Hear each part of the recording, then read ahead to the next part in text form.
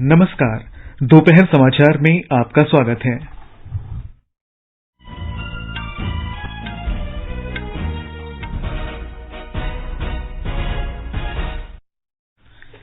राष्ट्रपति चुनाव की मतगणना नई दिल्ली के संसद भवन में जारी।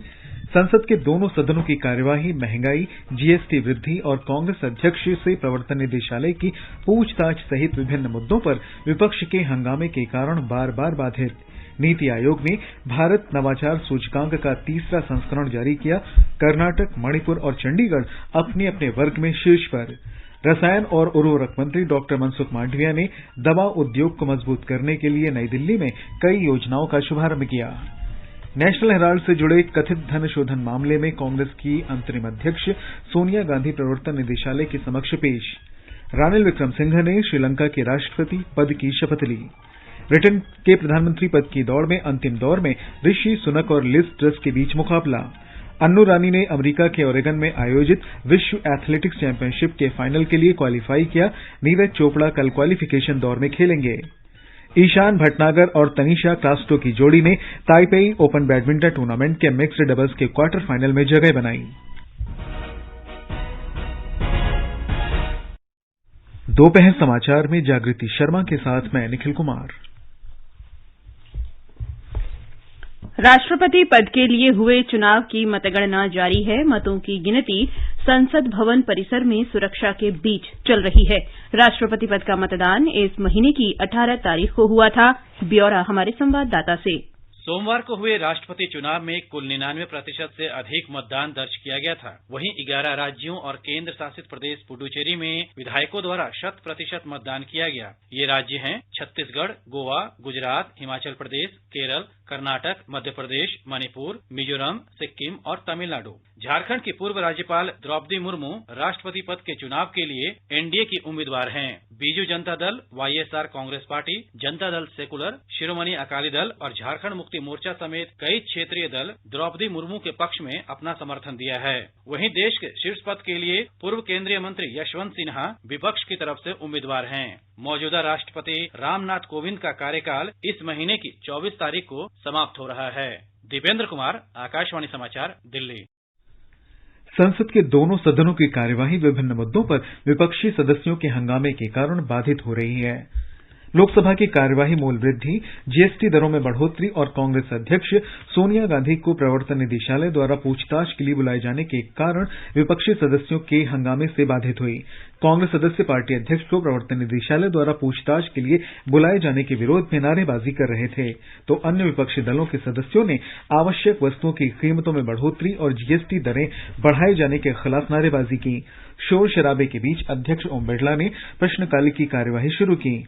अध्यक्ष ने सदस्यों को अपनी सीटों पर जाने का बार-बार आग्रह किया। हंगामा जारी रहने पर अध्यक्ष ने सदन की कार्यवाही 11:30 बजे तक के लिए स्थगित कर दी। हंगामे के बीच संसदीय कार्यमंत्री प्रहलाद जोशी ने स्पष्ट किया कि सरकार कार्य मंत्रणा समिति के निर्णय के अनुसार मूल्य वृद्धि पर चर्चा कराने के लिए तैयार है। श्री जोशी ने आश्चर्य व्यक्त किया कि क्या कांग्रेस अध्यक्ष कानून से ऊपर हैं? प्रॉब्लम क्या है? सदन चलाना चाहते हैं, नहीं चलाना चाहते हैं, और जिसके बारे में अभी तकिया लेके आया है, इनके बारे में मैं पूछना चाहूँ, everybody is equal in the law और नॉट? ये कानून के सामने सब समान है या नहीं है? क्या कांग्रेस के अध्यक्ष है तो सुपर ह्यूमन बीइंग है क्या? कानून हमको संबंध नहीं है, ऐसा सोचते हैं। उधर राज्यसभा में आज भी मूल्य वृद्धि, जीएसटी दरों में बढ़ोतरी और न्यूनतम समर्थन मूल्य के मुद्दे पर विरोध जारी रहा। पहले स्थगन के बाद 12 बजे सदन की कार्यवाही फिर शुरू होने पर आम आदमी पार्टी, डीएमके पार्टी, वाम दलों और अन्य विपक्षी सदस्य सरकार के खिलाफ नारेबाजी करते हुए सदन के बीचों बीच आ गए। शोर शराबे के बीच उपसभापति हरिवंश ने सदस्यों से अपनी सीटों पर लौटने का आग्रह किया। उन्होंने प्रश्नकाल चलाने का प्रयास किया, लेकिन शोर शराबा जारी रहने पर उन्होंने सदन की कार्यवाही 12:35 तक स्थगित कर दी। बैठक दोबारा शुरू होने पर सदस्यों का विरोध जारी रहा। इससे पहले सदन की कार्यवाही शुरू होने पर कांग्रेस सदस्यों के विरोध के बाद इसे दोपहर 12 बजे तक स्थगित कर दिया गया। ये सदस्य मनी लॉन्ड्रिंग के कथित मामले में कांग्रेस अध्यक्ष सोनिया गांधी से प्रवर्तन निदेशालय की पूछताछ को लेकर हंगामा कर रहे थे। शोर शराबा जारी रहने पर सभापति ने सदन की कार्यवाही 12 बजे तक स्थगित कर दी। इससे पहले सभापति एम वेंकैया नायडू ने मनोनीत सदस्य वीरेंद्र हेगड़े को शपथ दिलाई। सभापति एम वेंकैया नायडू ने आज राज्यसभा में बने गतिरोध को समाप्त करने और सदन का कामकाज सुचारू रूप से चलाने के लिए विपक्षी नेताओं कांग्रेस के मल्लिकार्जुन खड़गे, जयराम रमेश, समाजवादी पार्टी के प्रोफेसर रामगोपाल यादव और तृणमूल कांग्रेस के सदस्य डेरेक ओब्रायन से बातचीत की। भारतीय जनता पार्टी ने कांग्रेस के विरोध प्रदर्शन की आलोचना की है। नई दिल्ली में पत्रकारों से बातचीत में पार्टी नेता रविशंकर प्रसाद ने आज कहा कि कांग्रेस का ये विरोध कोई सत्याग्रह नहीं बल्कि दुराग्रह है। कांग्रेस पार्टी सत्याग्रह नहीं, देश और देश के कानून और देश की संस्थाओं के खिलाफ दुराग्रह। देश को हम ये बताना चाहते हैं कि मामला है क्या। सोनिया जी और राहुल गांधी इस मामले में एक्यूज्ड हैं, बेल पर हैं, जिसमें धोखाधड़ी 420 का भी आरोप। मेट्रोपॉलिटन मजिस्ट्रेट ने कॉग्निजेंस लिया, उसके खिलाफ हाईकोर्ट गए, हाईकोर्ट ने पिटीशन रिजेक्ट किया, सुप्रीम कोर्ट गए, सुप्रीम कोर्ट ने पिटीशन रिजेक्ट किया। इनकम टैक्स ने इस पूरे मामले को जांचा और अनियमितता पर गंभीर टिप्पणी की और टैक्स लगाया। उसके खिलाफ इनकम टैक्स ट्राइब्यूनल गए ये लोग, वहां भी सफलता नहीं मिली। इस बीच कांग्रेस की अंतरिम अध्यक्ष सोनिया गांधी आज दिल्ली में नेशनल हेराल्ड मामले में प्रवर्तन निदेशालय के समक्ष पेश हुईं। इससे पहले श्रीमती गांधी के पुत्र और कांग्रेस नेता राहुल गांधी से इसी मामले में 5 दिनों तक पूछताछ की गई थी। इस मामले में धन शोधन निवारण अधिनियम के प्रावधानों के तहत राहुल और सोनिया गांधी के खिलाफ जांच चल रही है। ये समाचार हमारी वेबसाइट newsonair.com/hindi और हमारी mobile app news on AIR पर भी उपलब्ध हैं। कंपटीशन की अगर आप कर रहे हैं तैयारी तो उनके लिए ऑल इंडिया रेडियो पर हम लाए हैं अभ्यास, एक ऐसा कार्यक्रम जिसमें आप पूछेंगे सवाल व्हाट्सएप नंबर 9289094044 पर या फिर ईमेल करेंगे abhyas.airnews@gmail.com पर और हमारे विशेषज्ञ देंगे इसका जवाब। आपका अभ्यास हमारा प्रयास।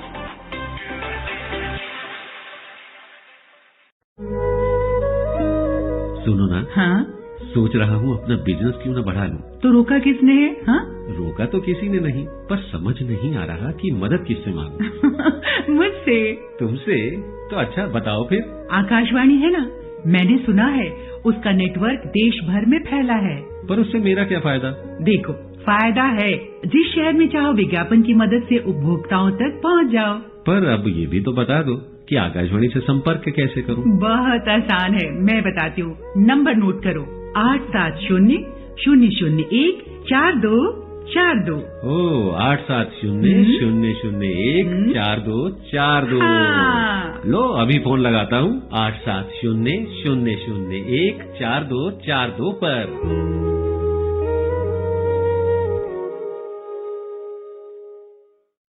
दोपहर समाचार में आपका फिर स्वागत है। नीति आयोग के तीसरे नवाचार सूचकांक में कर्नाटक, मणिपुर और चंडीगढ़ अपने अपने वर्ग में शीर्ष स्थान पर रहे हैं। आयोग के उपाध्यक्ष सुमन बेरी ने आज आयोग के सदस्य डॉक्टर वी.के. सारस्वत और मुख्य कार्यकारी अधिकारी परमेश्वरन अय्यर की उपस्थिति में सूचकांक जारी किया। ये सूचकांक नवाचार क्षमताओं और पारिस्थितिकी तंत्र की जांच करने के साथ ही नवाचार को बढ़ावा देने का एक सशक्त माध्यम है।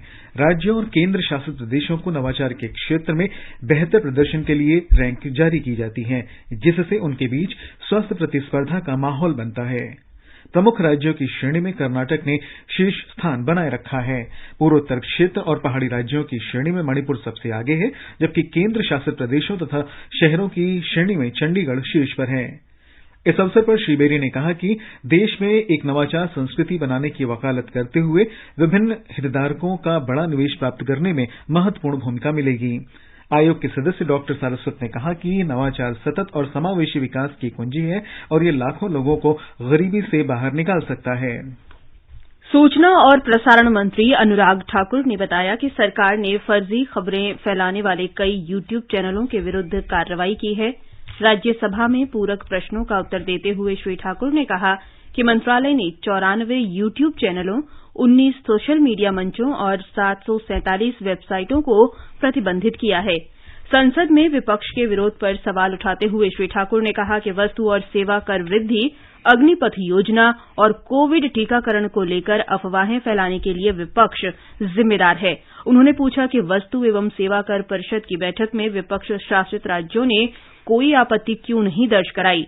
उन्होंने आरोप लगाया कि अग्निपथ योजना को लेकर दुष्प्रचार किया गया है। ये जो चुने हुए प्रतिनिधि हैं वो झूठ का प्रोपेगेंडा ना करे और अखबार के पत्र भी उनको या टीवी चैनल भी उनको उस तरह से प्राथमिकता ना दे। सच देश के सामने जाए, ऐसी हमारी प्राथमिकता सदा निश्चित है। केंद्र सरकार ने आज लोकसभा में बताया कि अल्पसंख्यकों की विशेषकर पश्चिम बंगाल में बढ़ती आबादी की समीक्षा करने का कोई प्रस्ताव नहीं है। अल्पसंख्यक कार्यमंत्री स्मृति ईरानी ने बताया कि केंद्र ने राष्ट्रीय अल्पसंख्यक आयोग अधिनियम 1992 के तहत 6 समुदायों ईसाई, सिख, मुस्लिम, बौद्ध, जैन और पारसी समुदाय को अल्पसंख्यक अधिसूचित किया है। और आगे बढ़ने से पहले मुख्य समाचारों पर एक नजर। राष्ट्रपति चुनाव की मतगणना नई दिल्ली के संसद भवन में जारी। संसद के दोनों सदनों की कार्यवाही महंगाई, जीएसटी वृद्धि और कांग्रेस अध्यक्ष से प्रवर्तन निदेशालय की पूछताछ सहित विभिन्न मुद्दों पर विपक्ष के हंगामे के कारण बार बार बाधित। नीति आयोग ने भारत नवाचार सूचकांक का 3रा संस्करण जारी किया। कर्नाटक, मणिपुर और चंडीगढ़ अपने अपने वर्ग में शीर्ष स्थान पर रहे। रसायन और उर्वरक मंत्री डॉ मनसुख मांडविया ने दवा उद्योग को मजबूत करने के लिए नई दिल्ली में कई योजनाओं का शुभारंभ किया। नेशनल हेराल्ड से जुड़े कथित धन शोधन मामले में कांग्रेस की अंतरिम अध्यक्ष सोनिया गांधी प्रवर्तन निदेशालय के समक्ष पेश। रानिल विक्रमसिंघे ने श्रीलंका के राष्ट्रपति पद की शपथ ली। ब्रिटेन के प्रधानमंत्री पद की दौड़ के अंतिम दौर में ऋषि सुनक और लिज ट्रस के बीच मुकाबला। अन्नू रानी ने अमेरिका के ओरेगन में आयोजित विश्व एथलेटिक्स चैंपियनशिप के फाइनल के लिए क्वालीफाई किया। नीरज चोपड़ा कल क्वालिफिकेशन दौर में खेलेंगे। ईशान भटनागर और तनीषा क्रास्टो की जोड़ी ताइपे ओपन बैडमिंटन टूर्नामेंट के मिक्स्ड डबल्स के क्वार्टर फाइनल में।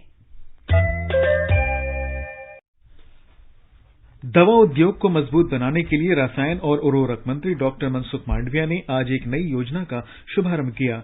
इस योजना का उद्देश्य सूक्ष्म, लघु और मध्यम वर्ग के दवा निर्माता कंपनियों के सामूहिक और इकाई स्तर पर तकनीकी को आधुनिक बनाना है। इस अवसर पर श्री मांडविया ने दवा निर्माण क्षेत्र की मजबूती के लिए अनुसंधान पर बल दिया। मैं मानता हूं कि फार्मा सेक्टर एक ऐसा सेक्टर है जिसमें हम बहुत कुछ आगे बढ़ सकते हैं, क्योंकि वो लो हैंगिंग फ्रूट है।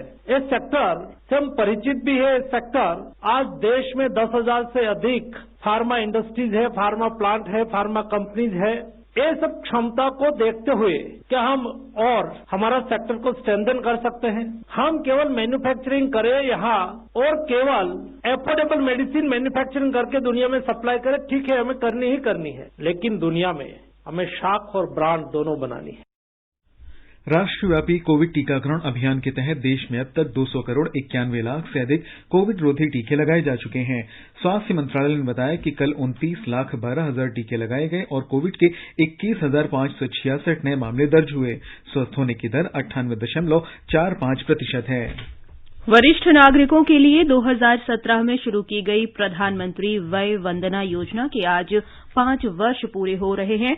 योजना में एक तय धनराशि पर मिलने वाले सुनिश्चित लाभ के आधार पर एक न्यूनतम पेंशन का प्रावधान है। इस योजना में 12,000 रुपये प्रतिवर्ष पेंशन के लिए न्यूनतम निवेश को संशोधित करके 1,56,658 रुपये किया गया है, जबकि प्रतिमाह 1,000 रुपये की राशि पाने के लिए 1,62,162 रुपये की निवेश राशि तय की गई थी।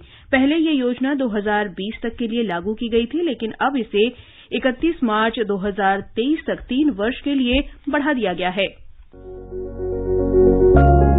क्या आप वरिष्ठ नागरिक हैं? क्या आपके मन में सेहत, आर्थिक, सामाजिक या भावनात्मक मुद्दों से जुड़ा कोई सवाल है? आकाशवाणी आपके लिए लेकर आया है कार्यक्रम एक कदम और बुजुर्गों के लिए, हर रविवार रात 9:30 बजे FM गोल्ड पर। आप अपने सवाल हमें व्हाट्सएप नंबर 9289094044 पर भेज सकते हैं या इस पते पर ईमेल कर सकते हैं ekadam@airnews@gmail.com।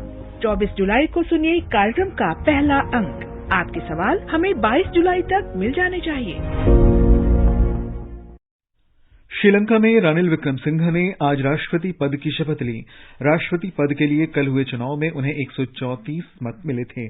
उनके निकटतम प्रतिद्वंदी दुलुस अलाह पेरुमा को 82 वोट मिले। 225 सदस्यों वाली संसद में 223 सांसदों ने वोट डाले। ऋषि सुनक ब्रिटेन के प्रधानमंत्री पद की दौड़ में सबसे आगे चल रहे हैं। उनका सीधा मुकाबला विदेश मंत्री लिज ट्रस से है। ऋषि सुनक 5वें और अंतिम दौर के मतदान में 137 वोटों के साथ विजयी रहे, जबकि 113 सांसदों के समर्थन के साथ लिज ट्रस दूसरे स्थान पर रहीं। कंजर्वेटिव पार्टी के नए अध्यक्ष के लिए श्री सुनक और सुश्री लिज ट्रस के बीच मुकाबला है। इस पद के लिए पार्टी के 1,80,000 सदस्य वोट डालेंगे। चुनाव में जीत हासिल करने वाला ही ब्रिटेन का नया प्रधानमंत्री बनेगा। राष्ट्रमंडल खेल का आयोजन बर्मिंघम में 28 जुलाई से 8 अगस्त तक होगा। इसमें भारत के 215 खिलाड़ी 19 खेल स्पर्धाओं में भाग लेंगे। आकाशवाणी का समाचार सेवा प्रभाग अपने प्रतिदिन प्रसारित होने वाले कार्यक्रम स्पोर्ट्स स्कैन में आज से राष्ट्रमंडल खेल क्विज का प्रसारण करेगा। सुनिए राष्ट्रमंडल खेल क्विज आकाशवाणी समाचार के साथ रोजाना शाम 7:20 पर। इसमें हिस्सा लेने के लिए आपको देना है कॉमनवेल्थ गेम्स पर पूछे गए एक आसान सवाल का जवाब। आप अपना जवाब ईमेल कर सकते हैं। पता है airsportscan@gmail.com। विजेता को टीम इंडिया की एक जर्सी भी दी जाएगी। तो देर किस बात की, सुनिए स्पोर्ट्स कैन प्रतिदिन शाम 7:20 पर FM गोल्ड 100.1 मेगाहर्ट्ज और हमारे YouTube channel news on EIR official पर। भारतीय खेल प्राधिकरण साई राष्ट्रमंडल खेल क्विज में आकाशवाणी समाचार का साझेदार है। भारतीय भाला फेंक खिलाड़ी अन्नू रानी ने आज अमेरिका के ओरेगन में आयोजित होने वाली विश्व एथलेटिक्स चैंपियनशिप 2022 के फाइनल के लिए क्वालीफाई कर लिया है। अन्नू ने अपने तीसरे और अंतिम प्रयास में 59.60 मीटर की दूरी तक भाला फेंका। इधर ओलंपिक चैंपियन नीरज चोपड़ा कल पुरुष वर्ग में भाला फेंक के क्वालिफिकेशन दौर में हिस्सा लेंगे। भारत के ईशान भटनागर और तनीषा क्रास्टो की जोड़ी ने ताइपे ओपन बैडमिंटन टूर्नामेंट के मिक्स्ड डबल्स क्वार्टर फाइनल में जगह बना ली है। दोनों खिलाड़ियों ने ताइवान के चेंग कई वेन और वांग यू क्याओ की जोड़ी को दूसरे दौर में 21-14, 21-17 से हरा दिया है। दक्षिण कश्मीर में जारी अमरनाथ यात्रा के लिए देश भर से आए तीर्थयात्रियों में से 11,295 श्रद्धालुओं ने कल श्री अमरनाथ गुफा में पवित्र हिमलिंग के दर्शन किए। यात्रा 30 जून को शुरू हुई थी और आज सवेरे 11 बजे तक कुल 2,37,000 से अधिक श्रद्धालु दर्शन कर चुके थे। 43 दिन तक चलने वाली तीर्थयात्रा रक्षाबंधन के दिन 11 अगस्त को संपन्न हो जाएगी। बर्फ से ढके पहाड़, हवा के साथ झूमते चीड़ चिनार, झीलों पर तैरते शिकारे, हरी भरी घाटियों के दिलकश नजारे। आकाशवाणी समाचार आपके लिए लेकर आया है जम्मू कश्मीर विशेष श्रृंखला एक नई सुबह। हम बात करते हैं विकास की, निवेश की, पर्यटन की, संस्कृति की और रोज हो रहे बदलावों की। FM गोल्ड पर सुनिए हर शुक्रवार रात 9:15 पर आकाशवाणी समाचार की विशेष प्रस्तुति जम्मू कश्मीर एक नई सुबह।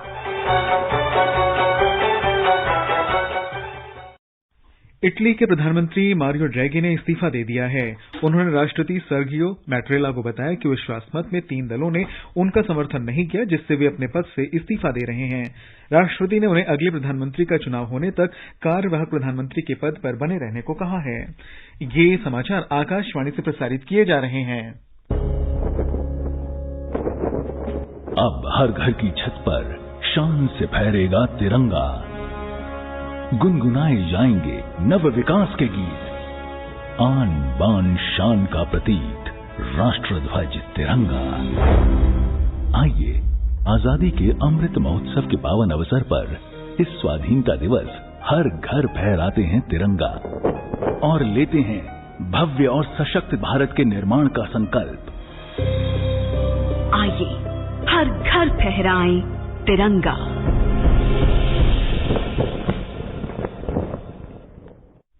ये आकाशवाणी है। आजादी का अमृत महोत्सव के अंतर्गत आइए अब सुनते हैं आकाशवाणी की विशेष प्रस्तुति आजादी का सफर। आजादी का अमृत महोत्सव।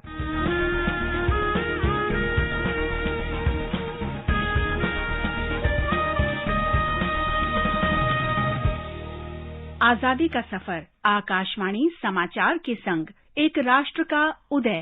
भारत का गौरवशाली स्वतंत्रता संग्राम आधुनिक विश्व के अब तक के सबसे महान संघर्षों में से एक है और आकाशवाणी समाचार आपके लिए प्रतिदिन लेकर आता है इसी संग्राम की एक झलक। भारत आमार भारतवर्ष स्वदेश आमार स्वप्न गो তোমাতে আমরা লোভিয়া জন্ম ধন্য হয়েছি ধন্য। 21 जुलाई को राष्ट्रवादी आंदोलन के अग्रणी नेताओं में से एक उमेश चंद्र बनर्जी की पुण्यतिथि है। 29 दिसंबर 1844 को कलकत्ता में जन्मे बनर्जी 1864 में कानून की पढ़ाई के लिए इंग्लैंड गए थे। 1868 में वे कलकत्ता लौट आए और वकालत शुरू की। बैरिस्टर के रूप में उन्होंने अच्छी प्रतिष्ठा हासिल की थी। 1882 में वो स्थायी वकील के रूप में नियुक्त होने वाले पहले भारतीय बने। उन्होंने कलकत्ता उच्च न्यायालय में एक मामले में सुरेंद्रनाथ बनर्जी का बचाव भी किया था। उमेश चंद्र बनर्जी दिसंबर 1885 में बॉम्बे में भारतीय राष्ट्रीय कांग्रेस के पहले सत्र के अध्यक्ष बने।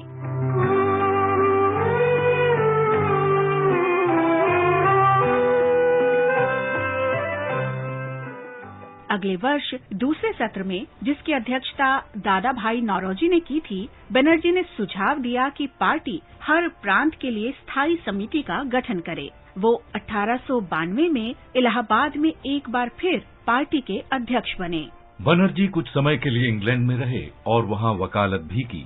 लिबरल पार्टी ने उन्हें ब्रिटेन की संसद के चुनाव में लड़ने के लिए टिकट दी। हालांकि वो चुनाव हार गए थे, लेकिन वो ब्रिटिश संसद के लिए चुनाव लड़ने वाले पहले भारतीय बने। उमेश चंद्र बनर्जी का 1906 में 61 वर्ष की आयु में कलकत्ता में निधन हो गया। आकाशवाणी समाचार राष्ट्रीय नेता उमेश चंद्र बनर्जी को नमन करता है। वैष्णव जन तो तेने कहिए जे पीड़ पराई जान रे। आज हम स्वतंत्रता सेनानी जयराम दास दौलत राम को भी याद कर रहे हैं, जिनका जन्म 21 जुलाई 1891 को कराची में हुआ था, जो अब पाकिस्तान में है। 1915 में जयराम दास महात्मा गांधी के व्यक्तिगत संपर्क में आए और उनके अनुयायी बन गए। जयराम दास ने होम रूल आंदोलन में भी भाग लिया। वो भारतीय राष्ट्रीय कांग्रेस में शामिल हो गए और 1920 में असहयोग आंदोलन में बढ़ चढ़कर हिस्सा लिया। वो नमक मार्च और भारत छोड़ो आंदोलन में एक प्रमुख कार्यकर्ता भी थे।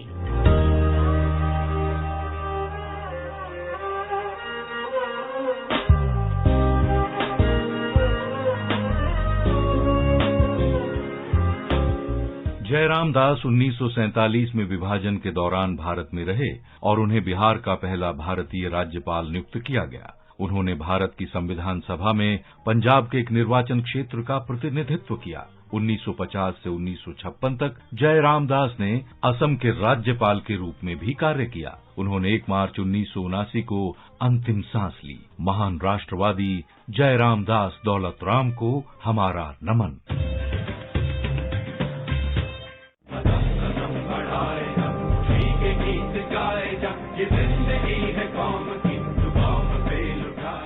आज हम आजाद हिंद फौज के मिजो सदस्य डार्थवमा रेंथली को भी याद कर रहे हैं, जिनकी 21 जुलाई 2019 को मृत्यु हुई थी। 1920 में पुकपुई गांव में जन्मे रेंथली ने स्वतंत्रता सेनानी बनने से पहले भारतीय सेना के मेडिकल कोर में सेवा की थी। द्वितीय विश्व युद्ध के दौरान उन्हें मलेशिया भेजा गया था, जहां उन्होंने लड़ाई लड़ी, लेकिन जापानी सेना ने उन्हें गिरफ्तार कर लिया और सिंगापुर में बंदी बनाकर रखा।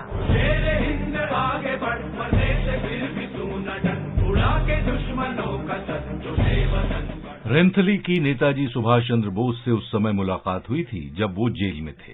रेंथली रिहाई के बाद आजाद हिंद फौज में शामिल हो गए थे और म्यांमार में साथी विद्रोहियों के साथ ब्रिटिश सेना से लड़े थे।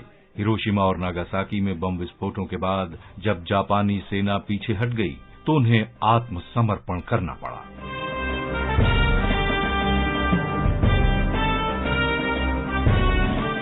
अंग्रेजों ने रेंथली को ब्रिटिश शासन के खिलाफ युद्ध छेड़ने का दोषी ठहराया और उन्हें सलाखों के पीछे डाल दिया। 2 साल बाद 1945 में महात्मा गांधी के हस्तक्षेप के बाद उन्हें रिहा कर दिया गया था। भारतीय स्वतंत्रता के लिए संघर्ष में महत्वपूर्ण भूमिका के लिए भारत सरकार ने 1972 में रेंथली को ताम्रपत्र से सम्मानित किया। इस महान हस्ती ने 21 जुलाई 2019 को 99 वर्ष की आयु में अंतिम सांस ली। भारत के वीर सपूत डार्थावमा रेंथली को हमारा सलाम।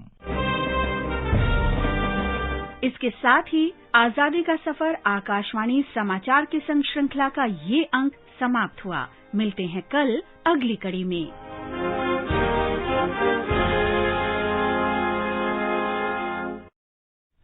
और अब प्रस्तुत है आज का संस्कृति संदेश।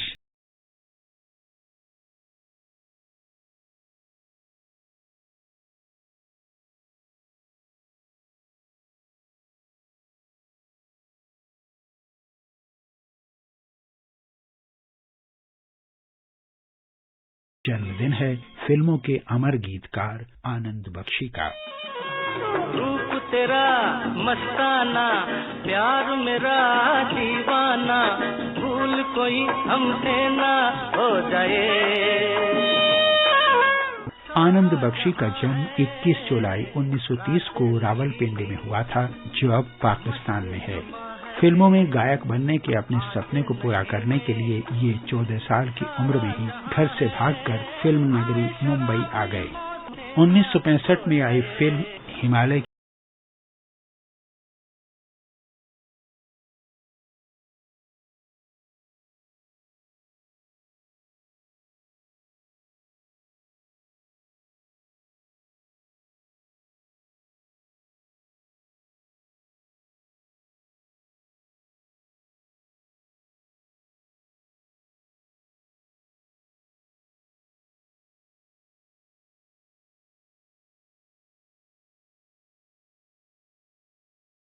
आम आदमी के दिलों की गहराइयों तक पहुंचा दिया।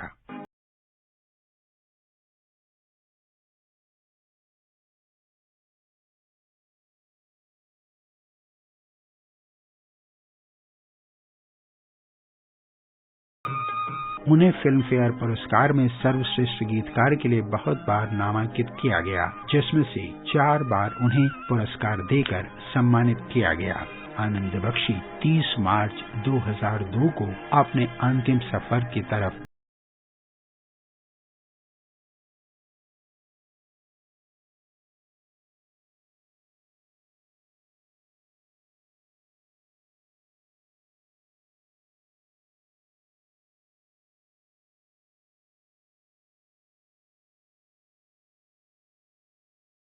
और एक नजर आज के मौसम पर। राष्ट्रीय राजधानी दिल्ली में बादल छाए रहेंगे और हल्की से मध्यम वर्षा हो सकती है। न्यूनतम तापमान 25 डिग्री सेल्सियस और अधिकतम तापमान 35 डिग्री सेल्सियस के बीच रहेगा। मुंबई में बादल छाए रहेंगे और हल्की बारिश की संभावना है।